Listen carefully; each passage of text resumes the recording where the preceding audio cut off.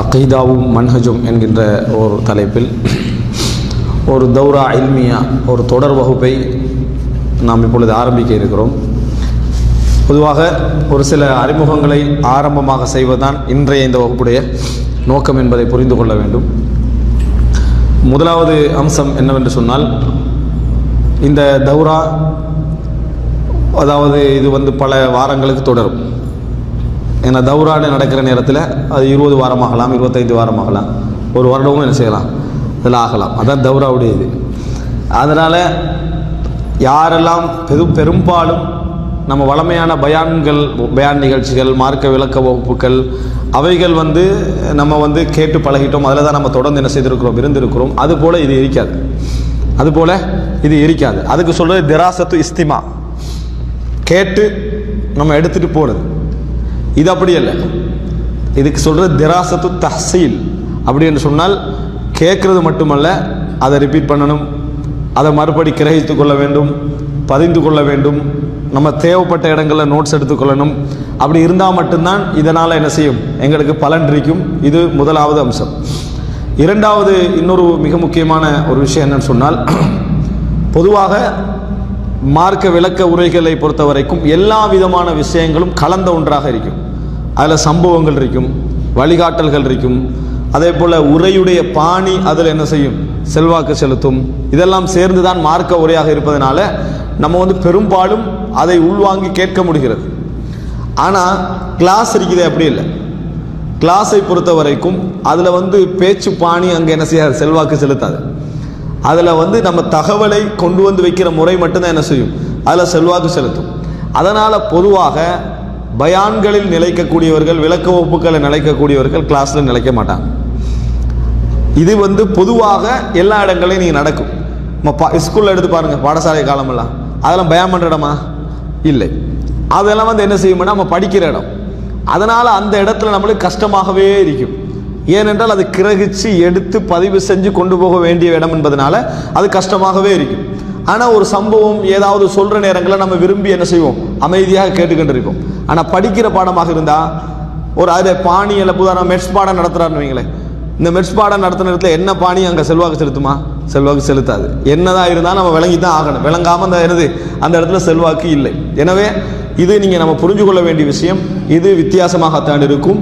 இந்த இடத்துல நம்ம இந்த அமைப்பில் தான் இதை கொண்டு போக வேண்டும். அப்படி கொண்டு போனால் தான் அது பாடம் படிப்பு, அது கொண்டு போனால்தான் பாடம் படிப்பு என்பதை முதலாக புரிந்து கொள்ள வேண்டும். அதனால் ஒவ்வொன்றுக்கும் ஒவ்வொரு முறை இருக்கிறது, ஒவ்வொன்றுக்கும் ஒவ்வொரு முறை இருக்குது. மார்க்க பொது விளக்க பயான்களை பொறுத்த வரைக்கும் அது ஒரு முறை, தௌரா இல்மியாக்களை பொறுத்த வரைக்கும் தொடர் வகுப்புகள் என்ற அடிப்படையில் நடக்கக்கூடியதுக்கு வகுப்புடைய இயல்பு என்ன செய்யும், அது இருக்கும். இப்போ இந்த நேரத்தில் நீங்கள் உங்களோட மனநிலை எப்படி ஆக்கிக்கணும்னா, நம்ம +1 +2 வரைக்கும் படிக்கிற காலம் இருக்குதானே, அப்போ எப்படியெல்லாம் கஷ்டப்பட்டு மனசை கட்டுப்படுத்திக்கன்னு அந்த ஸ்கூலுக்கு போகுமோ அந்த மாதிரியான மனநிலைக்கு நம்ம கொண்டு வந்தால் மட்டும்தான்.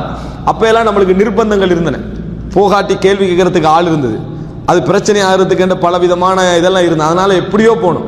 இப்போ அதெல்லாம் இல்லை. இப்போ போனாலும் உண்டு, போகாட்டி உண்டு என்ற நிலைமையில் இருக்கிறோம். ஒரே ஒரு பயம் மட்டும் இருக்கும், நம்ம சவுதி அரேபியாவில் இருக்கிறோம், படிக்கிறதுக்கான வாய்ப்பெல்லாம் இருக்குது, எதையும் இழந்து போட்டு நம்ம இருக்கிறது நல்லதில்லையே என்கின்ற அந்த உணர்வு மட்டும் என்ன செய்யும், நம்மளை தூண்டி கொண்டிருக்குமே தவிர மற்றபடி எந்த இதுவும் இருக்காது.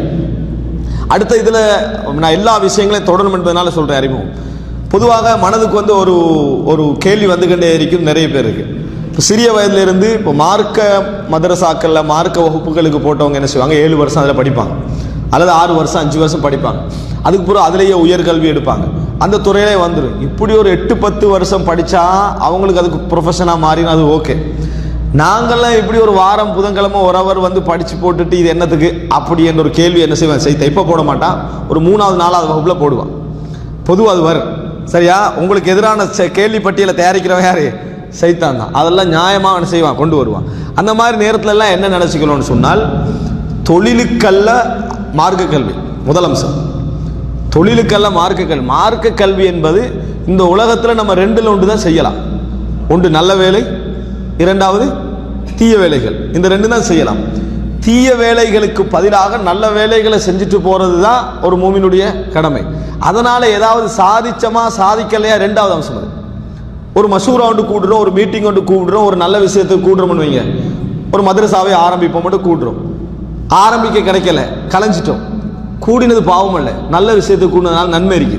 அரட்டை அடிச்சுக்கிட்டு இருக்காம, வீணாக இருக்காம ஒரு நல்ல விஷயத்துக்கு கூடிட்டு என்ன செஞ்சுக்கிறோம், கலைந்திருக்கிறோம், அதுக்கு நன்மை உண்டு. இதுதான் நாங்கள் எங்களோட ஒரு மூமெண்ட் இருக்க வேண்டிய பார்வை. தீய விஷயத்தில் நம்ம கழிக்கலையா, அதே முதலாவது நன்மை. தீய விஷயத்தில் கழிக்கலையா, அதே முதலாவது. அதனால நீங்கள் முதலாவது என்ன நினைக்கணும்டா, புதன்கிழமை நம்ம இந்த கிளாஸுக்கு நம்ம அரேஞ்ச் பண்ணாட்டி இதை விட பிரயோசனமாக என்ன செஞ்சிருப்போம், இதை விட பிரயோஜனமாக என்ன செய்திருப்போம் என்றால் பெரும்பாலும் அப்படி இருக்காது. பொதுவாக மார்க்கத்துக்கு முரணில்லாத விஷயத்தில் கழிஞ்சிருக்கும், மார்க்கத்துக்கு ஆர்வமூற்ற ஒரு செக்ஷன்ல என்ன செஞ்சிருக்காது, கழிந்திருக்காது. முதல் அம்சம். இரண்டாவது, நம்ம மவுத்து வரைக்கும் மார்க்க அறிவை நம்ம உள்வாங்கிக் கொள்ளக்கூடிய அமைப்பை தேடிக்கொண்டே இருக்க வேண்டும். அது நம்மளை என்ன செய்யும் என்பது இரண்டாவது கட்டம். அல்லாஹ் ரப்புல் ஆலமீனுடைய நிறைய வாக்கு இருக்கிறது, மார்க்க அறிவை தேடுகின்றவர்களுக்கு என்ற ஒரு வாக்கு அல்லாஹ் என்ன செய்து நிறைவேறி. அது குர்ஆன் சொல்லக்கூடிய உயர்ந்த வாக்கு, யர்ஃபஇல்லாஹு அல்லதீன ஆமனூ மின்கும் வல்லதீன ஊதுல் இல்ம தரஜாத். உங்களில் ஈமான் கொண்டவர்களுக்கும் அறிவு கொடுக்கப்பட்டவர்களுக்கும் அல்லாஹு தாலா அந்தஸ்துகளை உயர்த்துகிறான். இது அல்லாஹு தாலா சொல்லக்கூடிய ஒரு வாக்கு. அது இன்றைய எல்லாட்டையும் நாளை எல்லாட்டையும் எங்களது உள்ள ஆர்வத்தை வைத்து அது என்ன செய்யும், எங்களுக்கு கிடைக்கும். இந்த அடிப்படையில் தான் இந்த வகுப்புகளை நம்ம என்ன செய்யணும், அணுகணும் என்ற ஆரம்ப ஒரு விஷயத்தை நம்ம புரிந்து கொள்ள வேண்டும். இரண்டாவது, அதாவது இப்போ இந்த இரண்டாவது அம்சத்தில் சில விஷயங்களை சொல்லிக்கொள்ள வேண்டும். நம்ம இந்த சவுதி அரேபியாவுக்கு வந்த பின்னால் நடத்தின தௌராக்கள் சம்பந்தமான ஒரு சில விஷயங்கள். நம்ம ஆரம்பமாக அக்கைதோ தஹாவியான்ற ஒரு தொடர் என்ன செஞ்சோம், அது செய்தோம். இரண்டாவதாக அதாவது ஹதீதுல் ஆஹாத் என்ற ஒரு தொடர் செஞ்சோம். மூன்றாவதாக ஹிஸ்னுல் முஸ்லிம், இது ராக்கால நடந்த தொடர் செஞ்சோம். இந்த தொடரில் நம்மளுக்கு ஃபீல்டுக்கு இறங்காமல் யோசிப்பதும், நீந்துவதை பற்றி கற்பனை பண்ணுறவனும் கடல்ல இறங்கி நீந்துறவனுக்கும் டிஃப்ரெண்ட் இருக்குது தானே. அந்த இறங்கி நீந்த கொலை உள்ள அனுபவங்கள் இருக்குது. அந்த தௌராவுடைய அனுபவங்கள் தந்த ஒரு உண்மை. ஹிஸ்னுல் முஸ்லிம்னு ஒன்று ஆரம்பிச்சோம், நம்ம மஷூரா பண்ணி தான் ஆரம்பிச்சோம் ஹிஸ்னுல் முஸ்லிம். இப்போ ஹிஸ்னுல் முஸ்லிம் என்ன, அதுக்காருடைய தொகுப்பு. மக்கள்லாம் அதுக்காருடைய தொகுப்புக்கு நம்ம படிச்சுக்கிறோம். நம்ம லைஃப் சஹி அப்படின்னு பிரித்து நம்ம படித்தா தான் நல்லது, விளக்கங்களை படிக்கணும் அப்படின்ற வச்சதுனால நம்ம அதை ஆரம்பித்தோம். ஆனால் ஆரம்பித்த மக்களுக்கு ஒரு கற்பனை இருக்கும், இது இப்படித்தான் நடக்கணும்ன்றது. ஆனால் படிப்பிக்கிறவருக்கு அவங்க அந்த கற்பனையில் படிப்பிக்க இயலாது. எது சரியோ அந்த ப்ராப்பரான வேலை தான் என்ன செய்யலாம், நம்ம படிப்பிக்கலாம். அவங்க பண்ணின கற்பனை அப்படி எது என்று விளங்கிச்சேன்னு சொன்னால், இது ஹதீஸ் லைஃப் முடிஞ்சுது, இந்த ஹதீஸ் சஹி முடிஞ்சுது, இதை விளக்கம் இது அர்த்தம் இது போயிட்டு இருக்கோம். ஆனால் நாங்கள் ஒரு ஹதீஸ் அங்கே கொண்டு வருவோம். கொண்டு வந்துட்டு ஒரு அவருக்கு அல்லது அரை அவருக்கு அந்த ஹதீஸ் எங்கே வருது, எப்படி வருது, ஏன் லைஃப் ஏன் சஹின்றது மட்டும் போயிடும். சிலர் என்ன செஞ்சாங்கன்னா முடிவில், இப்போ முடிவா ஹதீஸ் லைஃபா சஹியான்னு கேட்டாங்க. இந்த முடிவா இந்த ஹதீஸ் சஹிஹா லைஃபான்னு கேட்டாங்க. ஏன்னா அது முதல் அனுபவம், அவர்களுடைய முதல் அனுபவம். அதுக்காக வேண்டி மக்கள் இந்த மெத்தடை விரும்பலன்றதுக்காண்டி தௌராவை மாற்ற இயலாது. அப்படி ஸ்கூலில் எங்கே நடக்காது பார்த்துக்கிறீங்களா? பிள்ளைகளுக்கு மெட் சரியாக ஏறுதல் எடுத்துக்கா இந்த மெட்ஸை மாற்றின வரலாறு இருக்குதா, இருக்காது. அப்படித்தான் கல்வி இருக்கும், அப்படித்தான் கல்வியுடைய மெத்தட் இருக்கும். மக்கள் விரும்பாது அப்படி என்பதனால இப்போ நடத்த முடியாது. ஏனென்றால் இது நம்ம தவ்வா கடத்தில் கண்ட ஒரு சின்ன ஒரு நமது குறுகிய காலத்துக்குள்ள கண்ட அனுபவங்களில் உண்டு. ஒரு பள்ளி வாயில ஒரு தொடர் எடுக்க ஆரம்பித்தோம். இமாம்களுடைய வரலாறு, இமாம் ஷாஃபிஈ, இமாம் அபு ஹனீஃபா எப்படி எடுக்கணும் அப்படின்னு. ஏன்னா மக்களுக்கு ஒரு அறிமுகம் வேண்டும். அப்போ அது பழமையான பயான்களை இமாம் அபு ஹனீஃபாவை நம்ம எடுத்துட்டோம்.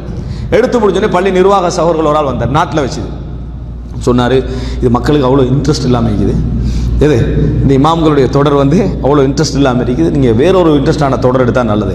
நான் அடுத்த கிழமை ஒரு தலைப்பு போட்டேன், சிந்திக்க மறுப்பது ஏன். என்ன தலைப்புனா, சிந்திக்க மறுப்பது என்ன. இன்ட்ரெஸ்ட்டுக்கு தான் பயான்னு சொன்னால் அவ்வளோதான். இன்ட்ரெஸ்ட் ஆனதை மட்டும் கொடுக்கணும்னா நிறைய சம்பவங்கள் இருக்குது. சியர் ஆலாமின் நுபலான்ற ஒரு நூல் இருக்குது, நான் கொண்டு வச்சேன்னா எனக்கு ஒரு 60 வருஷத்துக்கு அதை நடத்தலாம். நடத்திட்டு நல்ல இன்ட்ரெஸ்டாகவும் இருக்கும், எல்லாரும் தொடராக கேட்ட மாதிரி இருக்கும்.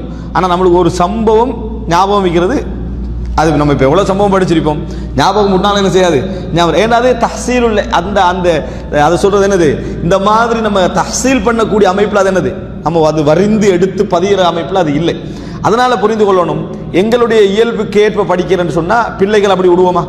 நம்ம பிள்ளைகள் அவன் விரும்புகிற மாதிரி அவனை படிக்க விடுவோம்னா படிக்க மாட்டான், அவ்வளோதான். நான் சொல்கிற மாதிரி தான் நீ படிக்கணும் என்றதான் கல்வி.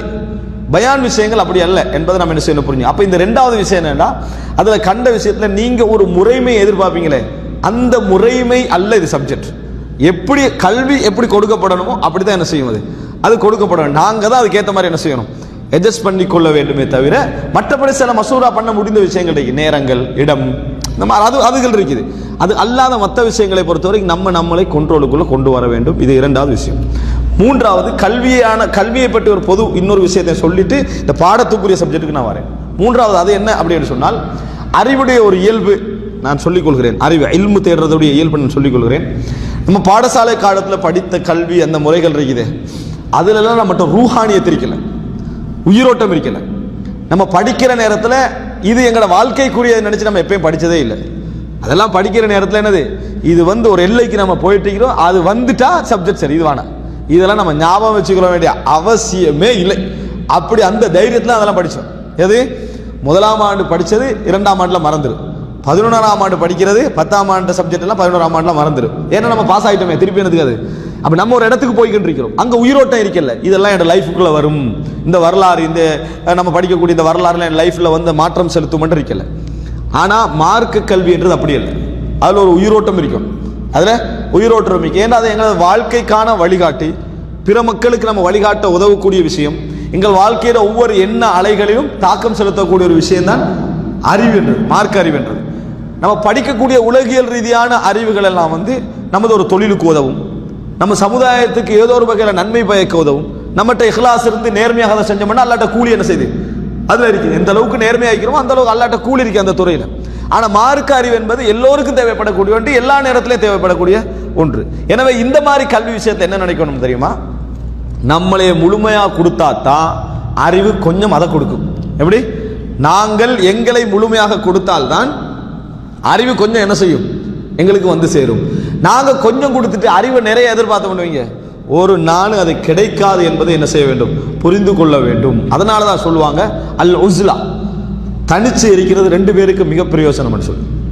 எப்படி, தனித்து இருப்பது 2 பேருக்கு மிக பிரயோஜனம். ஒன்று ஆலிம், 2வது ஆபித். ஒன்று ஆலிம், 2வது ஆபித்.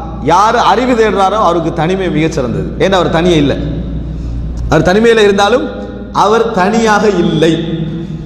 ஏன்னா அவர் இன்னொன்னோட பிஸியாக இருப்பார், ஒரு 4 அறிஞரோட வாழ்ந்திருப்பார், 4 தகவல்களோடு வாழ்ந்து கொண்டிருப்பார், 4 செய்திகளோடு வாழ்ந்து கொண்டிருப்பார். அவர் தனிமையில் இருந்தாலும் அந்த தனிமை அவருக்கு என்னது, சிறந்தது. 2வது யாரு, வணக்கம் செய்பவன் ஆபிதுக்கு. இந்த 2 பேர் அல்லாதவருக்கு தனிமை கேடு, இந்த 2 பேர் அல்லாதவர்களுக்கு தனிமை கேடு விளைவிக்கும், பாதிப்பை விளைவிக்கும். தனிமை நிறைய எடுத்துக்கொள்ள பார்த்தா மட்டும்தான் படிக்கலாம். நம்ம நம்மளுக்கு தனியாக கூடிய நேரங்களை நிறைய ஒதுக்கி கொள்ளணும். இல்லாட்டி ஒரு நாள் நீங்க படிக்க மாட்டீங்க, கொஞ்சம் படிச்சதை நிறைய பேசிக்கிட்டு இருப்பீங்க. நல்லா புரிஞ்சுக்கங்க, நம்ம நேரடியாக கடிவாளம் போடுறதில்ல, மறைமுகமாகவே நிறைய கடிவாளம் நம்மளுக்கு போட்டுக்கணும். இல்லை என்றா நீங்க நிறைய எல்லா நேரங்களும் சமுதாயத்தோட சம்பந்தப்பட்டிருந்தேன்னு வைங்களேன், ஒரு நாள் என்ன படிச்ச கிளாஸை பத்தி மட்டும் நிறைய பேசிக்கிட்டு இருப்போம். அந்த கிளாஸ் ஒன்று நடக்குது, அந்த கிளாஸுடைய பெருமை தெரியுமா, கிளாஸ்ல உள்ள சப்ஜெக்ட் பத்தி எதுவும் பேச மாட்டோம், அந்த கிளாஸை பத்தி மட்டும் வட்டம் என்ன செய்வோம், நிறைய பேசிக்கிட்டு இருப்போம். காரணம், நம்ம பேசியாகணும், சமுதாயத்தோட இருந்து சும்மா இருக்கணுமா, அமைதியா இருக்க மாட்டோம், ஏதாவது பேசுவோம். அதனால நம்ம தனிமையாக கூடிய நேரங்கள் எது, அதை எப்படி இதுக்கு பயன்படுத்தலாம்னு ஒதுக்கிக்கணும். 2 பேருக்கு அது பிரயோஜனம். யாருக்கு இரவுல தனிமை கிடைக்குதோ அவருக்கு இபாதத்துக்கும் படிப்புக்கும் என்னது நிறைய பிரயோஜனம் இருக்குது. ஆனா நம்மளுக்குள்ள பெரிய வீக் என்னடா, ஓய்வு நேரம் கிடைச்சாலே ஆள் தேடுறது, ஓய்வாக்கி இன்றைக்கு யாரோட வீட்டுக்கு போகலாம் சரியா அப்படின்ட்டு எல்லாரும் அன்றைக்கு ஓய்வு நேரம் எல்லாருக்கும் தான் ஒரே நேரத்தில் பெரும்பாலும் அமையுது. அவனும் ஏதாவது பிளான் பண்ணி விட்டு விளங்கிட்டா நம்ம என்ன ஓய்வு நேரம் கிடைச்சி இன்றைக்கு தான் நம்ம படிக்கலாம், இன்றைக்கு தான் நம்ம படிக்கலாம். அப்ப இந்த மாதிரி நேரத்தில் நம்ம மனைவி குடும்பத்துடைய கடமையை ஒதுக்கி, மனைவியுடைய கடமையை ஒதுக்கிட்டு நம்ம படிக்கிறதுக்கான சந்தர்ப்பத்தை என்ன செய்யணும், தனிமையில நிறைய உருவாக்கி கொண்டால் தான் கல்வி என்பது இது. மற்ற இது இப்போ நம்ம கல்வி என்று நம்ம தௌராண்டு ஆரம்பிக்கிற இந்த கல்வி முறைமை உங்களுக்கு பெரிய ஃபஜ்வாவுக்கு பின்னால் ஆரம்பிக்கிறது. படித்தல் என்பது ஒரு 10 வருஷத்துக்கு பிறகு ஆரம்பிக்கிற மாதிரி இருக்கும், அல்லது இடையில நம்ம 1 வருஷம் படிச்சிருப்போம் விளங்கிட்டா. இப்படி படிப்புன்றது எங்களுக்கு கண்டினியூவா உள்ள வயசல்ல, இது எங்க நடத்தினாலும் சரி, நம்மளே தௌரா நடத்தினாலும் வருஷத்துக்கு தொடர்ந்து தௌரா நடத்திட்டு இயலாது. அப்படி உள்ள மென்டலிட்டில யாருமே என்னது இல்லை. அதனால இயன்ற அளவுக்கு தனிமையான நேரங்கள் எங்களுக்கு எப்ப எல்லாம் கிடைக்கும் என்பதை நம்ம ஒதுக்கிக் கொள்ள பார்க்க வேண்டும். இது பொதுவாக தௌராக்கள் சம்பந்தமாக உள்ள விஷயம், இது மிக முக்கியமான அம்சம். அடுத்தது ரசூலுல்லாஹி ஸல்லல்லாஹு அலைஹி வஸல்லம், இது இந்த 3ஓட சேர்க்கவான அப்படி எக்ஸ்ட்ரா ஒரு குறிப்பு மாதிரி வச்சுக்கோங்க, ஒரு வழி சொல்லிக்கிறாங்க, இது எல்லாருக்கும் உதவும். ஜும்மா நேரத்தில் நீங்க பார்க்கலாம், எல்லாருக்கும் ஸ்பெஷலா ஒரு இதொன்று ஏற்படும், என்ன தூக்கம். ஜும்மா நேரத்தில் மிம்பர்ல ஏறுறதுல இருந்து அவர் இறங்கும் வரைக்கும் அது இருக்கும் சரியா. இறங்கின உடனே அது எப்படி போயிச்சு இல்லை போயிடும். ரசூல் ஸல்லல்லாஹு அலைஹி வஸல்லம் சொன்னாங்க, ஜும்மாவில் உங்களுக்கு தூக்கம் வந்தால், ஜும்மாவில் உங்களுக்கு தூக்கம் வந்தால் இருந்த இடத்துல இருந்து இடம் மாறிக்கங்க. எப்படி எந்த இடத்துல இருக்கிறீங்களோ அந்த இடத்த விட்டு என்ன செஞ்சீங்க, மாறிக்கங்கன்னு ரசூல் ஸல்லல்லாஹு அலைஹி வஸல்லம் சொன்னாங்க. ஏனென்றா ஷைத்தான் ஒரு மனிதனுடைய எல்லா காரியங்களிலும் ஆஜராகிறான்டா. தொழுகையில ஆஜராகிறவன் ஜும்மாக்கு ஆஜராக மாட்டானா? ஜும்மாக்கு ஆஜராகும். ஒவ்வொருத்தரோட அவருடைய ஷைத்தான் ஆஜராகி இருப்பான் ஜும்மாவுக்கு. சரியா? அதனால நம்ம அந்த இடத்துல என்ன செய்யணும், இன்னொரு இடத்துக்கு மூவ் பண்ணிக்கிறோம். அப்படின்னா எல்லாரும் பள்ளியில மூவ் பண்ணிக்கிட்டே இருப்பாங்கன்னு நினைக்க கூடாது. சரியா? நம்மளால என்ன செய்ய, நம்மளால முடியுமா நம்ம இடத்துல மூவ் பண்ணி என்னது இருந்துக்கிறணும். அதுதான் நம்மளால எடுக்கக்கூடிய ஒரு முயற்சி. அப்ப இப்படி நம்ம அதை என்ன காரணம், இந்த மாதிரியான நிலைகள் எல்லோருக்கும் ஏற்படும். நம்மளுக்கு ஒரே சிலர் என்ன சொல்றாங்கன்னா, நம்ம கிளாஸுக்கு போனாலே தூக்கம் வருது, அதனால நம்மளுக்கு படிச்சுக்கல இல்லாது. அப்படி சொல்லக்கூடாது. நம்ம என்ன நினைக்கிறோம்டா, கிளாஸுக்கு நம்ம போனா எனக்கு தொடர்ந்து தூக்கம் வருதாக இருந்தாலும் நான் கிளாஸுக்கு போவேன். நான் என்ன செய்வேன், நான் கிளாஸுக்கு போவேன். நான் எனக்கு முயற்சியை நான் எடுப்பேன் என்பதை எனக்கு கையில் இருக்கணும். அடுத்தது இரண்டாவது கட்டம் அல்லாஹ் தஆலா அமைக்கக்கூடிய சபீல். இமாம்களுடைய வரலாற்றில் இமாம் மிஸ்ஸியை சொல்லுவாங்க. இமாம் மிஸ்ஸி வந்து கிளாஸ்ல போய் தூங்கிட்டு தான் இருப்பாராம். இமாம் மிஸ்ஸி என்ன செய்வாரு, கிளாஸ்ல எப்போ பார்த்தா தூங்கிட்டு தான் இருப்பாரு. ஆனா தஹதீபுல் கமால் என்ற ஒரு நூல் எழுதினவர். தஹதீபுல் கமால்னா புகாரி, முஸ்லிம், திர்மிதி, நசாய், இப்னு மாஜா, அபூ தாவூத் 6 கிரந்தங்கள். இந்த 6 கிரந்தங்களை வரக்கூடிய அறிவிப்பாளர்கள் பற்றி முழு வரலாறு எழுதினவர் இமாம் மிஸ்ஸி. ஆனா கிளாஸ்ல என்ன செய்வாரு, எப்பயும் தூங்கிட்டு இருப்பாரு.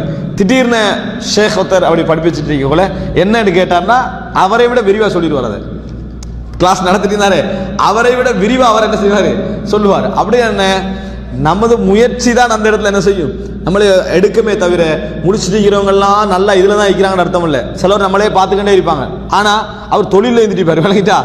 சிலர் தூங்கிட்டு இருந்தாலும் நம்ம கிளாஸை கேட்க முடியவில்லையேன்ற ஒரு மனநிலையும் என்ன செய்யும் இருக்கும். அதனால இந்த நமது பலகீனங்களை போட்டு நாங்களே எங்களுக்கு ஒரு தடை என்ன செஞ்சிடக்கூடாது, உண்டாக்கிடக்கூடாது. முயற்சி அல்லதீன ஜாஹது ஃபீனா லனஹ்தியன்னஹும் சுபுலனா, நாங்கள் யார் எங்களில் போராடுகிறார்களோ அவர்களுக்கு எமது பாதைகளை நாம் காட்டுவோம் என்றது. எனவே இந்த ஒரு சின்ன ஒரு அறிமுகத்தை கிளாஸுக்குரிய மனநிலைக்கு வரணும் என்பதற்காக நான் என்ன செஞ்சேன், இது சொன்னேன். இப்போ இது வரைக்கும் உங்களுக்கு பயான் மாதிரி தான் இருந்திக்கும். இதுக்கு பிறகுதான் உங்களுக்கு அது என்னது